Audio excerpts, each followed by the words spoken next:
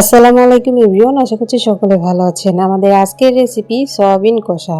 আশা করছি আপনাদের সকলের কাছে ভালো লাগবে এবং সহজও লাগবে। আমাদের আজকের সয়াবিন কষা রেসিপি যদি আপনাদের সকলের কাছে ভালো লেগে থাকে তাহলে অবশ্যই আমাকে একটু ভালোবাসা দিয়ে যাবেন। আর এই সয়াবিন কষা রান্না কিন্তু খুবই সহজ, খুবই দুর্দান্ত হয়েছিল খেতে। স্টেপ বাই স্টেপ ফলো করে যদি আপনারা বাড়িতে ট্রাই করেন তাহলে দেখবেন যে অসম্ভব মজার হয়েছে। ছোট থেকে বড় কিন্তু সবাই পছন্দ করবে যদি আপনারা এই পদ্ধতিতে রান্না করেন। যারা খেতে চায় না বা খেতে পারেন না তারাও কিন্তু খেতে চাইবে এবং অল্প তরকারি দিয়েই কিন্তু আপনাদের অনেকগুলো ভাত খেয়ে ফেলতে পারবেন। তো কথা না বাড়িয়ে চলুন দেখে আসি আমাদের আজকের সয়াবিন কষা রেসিপি। সয়াবিন রান্না করার জন্য আমি এখানে মেজারমেন্ট কাপ দিয়ে মেপে 2 কাপ সয়াবিন নিয়ে নিচ্ছি। আপনারা আপনাদের পছন্দ অনুযায়ী কম বেশি করে নিয়ে নিতে পারেন। তারপর আমি দিয়ে দিব হালকা কুসুম গরম পানি। আপনারা চাইলে ঠান্ডা পানি দিয়েও ভিজিয়ে রাখতে পারেন, সেক্ষেত্রে অনেক বেশি সময় লাগবে। আর যদি তাড়াতাড়ি সয়াবিনটা ভালোভাবে নরম করতে চান তাহলে অবশ্যই হালকা কুসুম গরম পানি দিয়ে আপনারা ভিজিয়ে রাখবেন। তো আমি 10-15 মিনিট ভিজিয়ে রেখেছিলাম আর অফ ক্যামেরায় আমি কয়েকবার ধুয়ে নিয়েছিলাম। তারপরেও আমি একদম লাস্ট বারের মতো আপনাদেরকে দেখিয়ে দিচ্ছি যে আমি 5-7 বার অফ ক্যামেরায় ধুয়ে নেওয়ার পরেও সয়াবিন দিয়ে কতটা ময়লা পানি বের হয়েছে। তো অবশ্যই আপনারা সয়াবিনটা খুব ভালো করে ধুয়ে পরিষ্কার করে নেবেন, যেহেতু বাইরের জিনিস ভালোভাবে ধুয়ে পরিষ্কার করে খাওয়াই কিন্তু ভালো। তো দেখতে পাচ্ছেন ময়লা পানি বের হয়েছে। যাই হোক, আমি আপনাদেরকে দেখিয়ে দিলাম এরকম চিপে চিপে সমস্ত সয়াবিনগুলো কিন্তু তুলে নিতে হবে। একটুও কিন্তু পানি রাখা যাবে না সয়াবিনের মধ্যে। আমাদের সয়াবিনগুলো যখন তোলা হয়ে গেছে পানি থেকে তখন আমি এখানে দিয়ে দিব 1/2 চামচ লবণ, দিয়ে দিব 1/2 চামচ হলুদের গুঁড়া, দিয়ে দিব 1/2 চামচ লাল মরিচের গুঁড়া, 1 চামচ ধনিয়া গুঁড়া আর 1 চামচ ভাজা জিরার গুঁড়া। এখন এই সমস্ত উপকরণ দিয়ে খুব সুন্দর করে হাত দিয়ে মিশিয়ে নিব। আপনাদের কাছে যদি কালো গোলমরিচ থাকে তাহলে কালো গোলমরিচটাকে বেটে গুঁড়ো করে এখানে কিন্তু ব্যবহার করতে পারেন। আমার কাছে নাই, এজন্য আমি দিলাম না। এখন সমস্ত উপকরণগুলো দিয়ে দেখতে পাচ্ছেন আমি খুব সুন্দরভাবে নেড়ে চেড়ে মিশিয়ে নিচ্ছি। আমার যখন সয়াবিনগুলো মেশানো হয়ে যাবে মশলার সঙ্গে তখন আমি এক সাইডে রেখে দিব।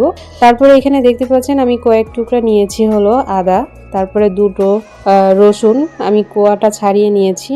তারপরে এখানে বেশ কিছু পেঁয়াজ কুচি নিয়েছি, একটু বেশি করে পেঁয়াজ নিয়েছি। তারপরে দিয়ে দিলাম হলো 7 থেকে 8টার মতো কাজু বাদাম। আমি এগুলো শিলপাটায় বেটে নিব। আপনারা চাইলে ব্লেন্ডারেও কিন্তু ব্লেন্ড করে নিতে পারেন। আর দেখতে পাচ্ছেন আমি একটু লম্বা চিকুন করে আমি 4টা টমেটো কেটে রেখেছিলাম, সেটাও আমি আপনাদেরকে দেখিয়ে দিলাম। এটাও আমি শিলপাটায় বেটে পেস্ট করে নিব। আপনারা চাইলে ব্লেন্ডারেও কিন্তু ব্লেন্ড করে নিতে পারেন। তারপর চলে এসেছি চুলায় একটা কড়াই বসিয়ে দিয়ে পরিমাণ মতো তেল দিয়ে দিলাম আর তেলের সঙ্গে দিয়ে দিলাম 1 চামচ মতো ঘি। তেল আর ঘিটা মিশিয়ে যখন খুব সুন্দরভাবে গরম হয়ে গেছে তখন আগে থেকে যে সয়াবিনটা আমি মশলার সঙ্গে মিশিয়ে রেখেছিলাম সেই সয়াবিনগুলো আমি এখানে দিয়ে দিলাম। সয়াবিনগুলো দিয়ে খুব সুন্দর করে নেড়েচেড়ে ভেজে নিতে হবে। আর এই পর্যায়ে চুলার আঁচটা হাই ফ্লেমে আছে, হাই ফ্লেম না মিডিয়াম আঁচে আছে। মিডিয়াম আঁচে রেখে আমি সয়াবিনগুলো অনবরত নেড়েচেড়ে ভেজে নিব। যখন দেখবেন যে এরকম কালার চলে এসেছে তখনই কিন্তু আমাদের সয়াবিনগুলো ভাজা হয়ে যাবে। এই পর্যায়ে আমি নামিয়ে রাখবো। এর থেকে কিন্তু বেশি ভাজা যাবে না বা ভাজার দরকার নেই, এর থেকে বেশি ভাজলে কিন্তু পুড়ে যাবে। তো দেখতে পাচ্ছেন তেল আর ঘিটা কিন্তু সম্পূর্ণটাই চুষে নিয়েছে সয়াবিনে। তো এই পর্যায়ে আমি তুলে রাখছি। আমাদের সয়াবিনগুলো যখন সম্পূর্ণটা তোলা হয়ে যাবে তখন আমি এখানে দিয়ে দিব আরও সামান্য একটু তেল। যেহেতু সয়াবিনে ভাজার সময় অনেক তেল বা ঘি দিয়েছিলাম, তো এই পর্যায়ে আমি অল্প একটু তেল দিচ্ছি। আর যখন আমরা সয়াবিনটা একদম রান্না করব সম্পূর্ণভাবে তখন দেখা যাবে যে অনেক তেল কিন্তু বের হয়ে চলে এসেছে। তো সেই পর্যায়ে সেজন্য আর কি এই সময় আপনাদেরকে একদম সামান্যভাবে একটু তেল দিয়ে দিতে হবে। তেলটা দেওয়ার পর আমি এখানে দিয়ে দিলাম 3টা শুকনো মরিচ, 3টা এলাচ আর হলো 3-4টার মতো হলো লবঙ্গ দিয়ে আমি খুব সুন্দর করে নেড়েচেড়ে নিব। একটু নেড়েচেড়ে নেওয়ার পর এখানে দিয়ে দিব হলো 1 চামচ গোটা জিরা দিয়ে আবারও খুব সুন্দর করে নেড়েচেড়ে নিতে হবে। এই মশলাগুলো যখন ভাজা হয়ে যাবে তখন আমি দিয়ে দিব আগে থেকে যে পেঁয়াজ, রসুন, আদা তারপর বাদাম বেটে রেখেছিলাম সেইগুলোই আমি এখানে দিয়ে দিচ্ছি। আর দেখতে পাচ্ছেন এই পর্যায়ে কিন্তু কোনো ধরনের কোনো তেলই মনে হচ্ছে না। আর এই পর্যায়ে কিন্তু কোনো ধরনের তেল দেওয়াই যাবে না। তো যেহেতু তেল দেওয়া যাবে না, তাই আমি একটু পর পর পানি দিয়ে খুব সুন্দর করে মশলাটাকে কষিয়ে নিচ্ছিলাম। এই পর্যায়ে কিন্তু একদম তেল দিতে যাবেন না আপনারা। সয়াবিনে পর্যাপ্ত পরিমাণে তেল রয়েছে, অনেক তেল কিন্তু বের হবে, যেটা আপনারা দেখতে পাবেন। তো যখন দেখবেন যে আপনাদের মশলাটা লেগে যাচ্ছে কড়াইয়ের মধ্যে, তখন অল্প করে করে পানি অ্যাড করবেন আর মশলাটাকে খুব সুন্দরভাবে কষাতে থাকবেন। তো দেখতে পাচ্ছেন আমি পানি দিয়ে দিয়ে খুব সুন্দরভাবে কষিয়ে নিয়েছি। আমাদের মশলা থেকে যখন কাঁচা গন্ধটা চলে গেছে, তখন এখানে দিয়ে দিব 1 চামচ লবণ, দিয়ে দিব অল্প একটু হলুদের গুঁড়া। যেহেতু আগেই আমি সোয়াবিনের মধ্যে কিন্তু লবণ, হলুদ, মরিচের গুঁড়া দিয়েছিলাম, তো এই পর্যায়ে একটু যেহেতু লাগবে এই জন্য দিয়ে দিচ্ছি। তো লবণ আর হলুদ দিয়ে আমি খুব সুন্দর করে একটু নেড়ে চেড়ে তারপরে দিয়ে দিব আরও 1 চামচ লাল মরিচের গুঁড়া। লাল মরিচের গুঁড়াটা দেওয়ার পর আমি আবারও খুব সুন্দর করে মিশিয়ে নিব। অনবরত নেড়ে চেড়ে মিশিয়ে নিতে হবে। আর দেখতে পাচ্ছেন মরিচের গুঁড়াটা দেওয়ার পরই কিন্তু একটু একটু করে তেল ছাড়তে শুরু করবে আমাদের মশলা থেকে। মরিচের গুঁড়া দিলে কিন্তু তেল একটু বের হয়। তো দেখতে পাচ্ছেন একটু তেল তেলে মনে হচ্ছে এই পর্যায়ে এসে। তো আমাদের মশলাটা যখন ভালো মতো কষানো হয়ে যাবে, তখন আমি এখানে দিয়ে দিব আগে থেকে টমেটোর পেস্টটা আমি করেছিলাম, কাঁচা টমেটোর পেস্ট, সেটাই আমি এখানে ব্যবহার করলাম। এখন কাঁচা টমেটোর পেস্টটা দিয়ে আমি এখানে আবারও খুব সুন্দর করে নেড়ে চেড়ে নিব। যতক্ষণ না পর্যন্ত টমেটোর কাঁচা গন্ধটা চলে যাচ্ছে, ঠিক ততক্ষণ পর্যন্ত কিন্তু আমাদেরকে নেড়ে চেড়ে এই মশলাটাকে ভেজে নিতে হবে। আর আপনারা যতটা ভালো মশলা কষাতে পারবেন, যতটা সময় নিয়ে কষাবেন, আপনাদের সয়াবিন কষাটা খেতে কিন্তু দুর্দান্ত হবে। তো দেখতে পাচ্ছেন আমি কিন্তু প্রায় 10-15 মিনিট মতো কিন্তু মশলাটাকে কষিয়ে নিয়েছি। আর এরকম হয়েছে। আর কতটা তেল ছেড়ে দিয়েছে, আমি কিন্তু আর তেল দিইনি, ওই তেলই কিন্তু যথেষ্ট ছিল। তারপরেও দেখতে পাচ্ছেন অনেকটা কিন্তু তেল তেলে মনে হচ্ছে। আমাদের মশলাগুলো যখন খুব সুন্দর করে ভাজা হয়ে গেছে, তখন আমি এখানে দিয়ে দিচ্ছি আগে থেকে ভেজে রাখা সয়াবিন দিয়ে খুব সুন্দর করে নেড়ে চেড়ে নিব মশলার সঙ্গে। আর একটু পরেই দেখতে পারবেন যে আপনাদের সয়াবিন থেকে অনেকটাই কিন্তু তেল ছেড়ে দিয়েছে। তো আমি খুব সুন্দর করে মশলার সাথে মিশিয়ে নিচ্ছি। আর মিশিয়ে নেওয়ার পর আমি এখানে সামান্য একটু পানি দিয়ে দিচ্ছি। যে পাত্রে আমি মশলা তারপর সয়াবিন রেখেছিলাম, সেই পাত্রগুলো ধুয়ে আমি এখানে সামান্য একটু পানি ব্যবহার করলাম। পানিটা ব্যবহার করে আমি আবারও খুব সুন্দর করে নেড়ে চেড়ে কষিয়ে নিব। তো দেখতে পাচ্ছেন আমি খুব সুন্দরভাবে কিন্তু নেড়ে চেড়ে নিয়েছি।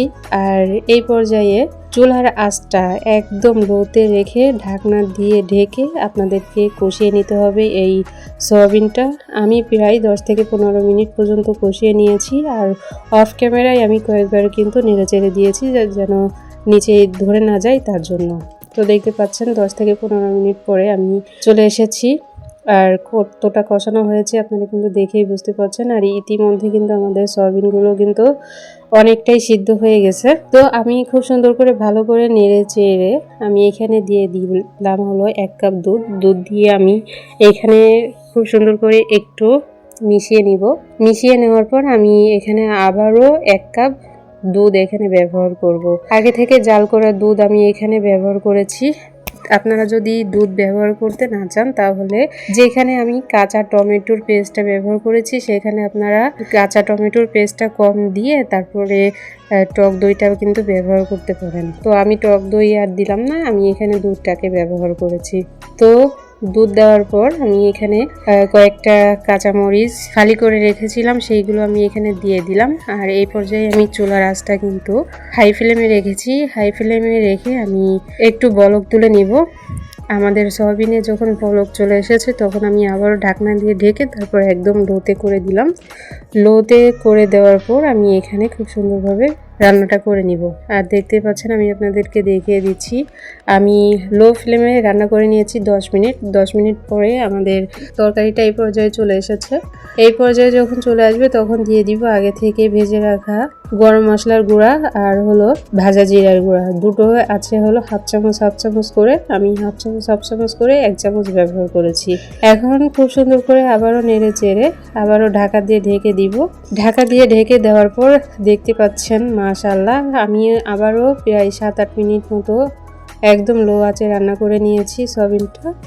আর আমাদের সয়াবড়ি বা সয়াবিন কষাটা কিন্তু অলরেডি হয়েছে। কতটা তেল ছেড়ে দিয়েছে তরকারি থেকে আপনারা কিন্তু দেখেই বুঝতে পারছেন কতটা লোভনীয় হয়েছে, কতটা দুর্দান্ত হয়েছে। সেটা তো আপনারা বাড়িতে ট্রাই করলেই বুঝতে পারবেন। এতটা মজার, এতটা সুন্দর হয়েছিল খেতে যে অন্য তরকারি কথা কিন্তু আপনার মাথাতেও আসবে না যদি আপনারা বাড়িতে ট্রাই করেন। একদমই স্টেপ বাই স্টেপ ফলো করবেন। দেখতে পাচ্ছেন মাশাআল্লাহ কতটা সুন্দর কালার এসেছে। সয়াবিন কষার ফাইনাল লুক কিন্তু এটাই। এই যে কালারটা আপনারা দেখতে পাচ্ছেন এটাই কিন্তু মেইন কালার হয়েছিল। আপনারা বাড়িতে অবশ্যই ট্রাই করে দেখবেন যে আপনাদের সোয়াবিনটা কেমন হয়েছিল রান্নাটা। যাই হোক, আমাদের সোয়াবিন কষাটা হয়ে গেছে। এখন আমি আপনাদেরকে একটু পরিবেশন করে দেখিয়ে দিচ্ছি। পরিবেশনটা আমি আসলে ওরকম ভাবে প্রেজেন্ট করতে পারি নাই, হয়নি। যাই হোক, তো আপনারা বাড়িতে অবশ্যই ট্রাই করবেন। আর এমন সুন্দরভাবে রান্নাটা করা হয়েছে যে একটু মানে সামান্য একটু নিলেই কিন্তু আপনাদের অনেকগুলো ভাত খাওয়া হয়ে যাবে। একটুখানি তরকারি দিয়ে এক প্লেট ভাত খেয়ে ফেলতে পারবেন। আর এতটা মজার হয়েছিল, এতটা দুর্দান্ত হয়েছিল যেটা ছোট থেকে বড়রা সবাই কিন্তু খুবই পছন্দ করবে। আর এরকম ভাবে রান্না করে খাওয়ালে যে কেউ কিন্তু পছন্দ করবে। ফাইনালি আমাদের আজকের সয়াবিন কষা রেসিপি এতটুকুই। কেমন লাগলো অবশ্যই আমাকে লাইক কমেন্টস করে যাবেন, বন্ধুদের মাঝে অবশ্যই শেয়ার করবেন। সবাই অনেক ভালো থাকুন, সুস্থ থাকুন। আমাদের পরবর্তী ভিডিও দেখার আমন্ত্রণ জানিয়ে আজ এখানে বিদায় নিচ্ছি। আল্লাহ হাফেজ।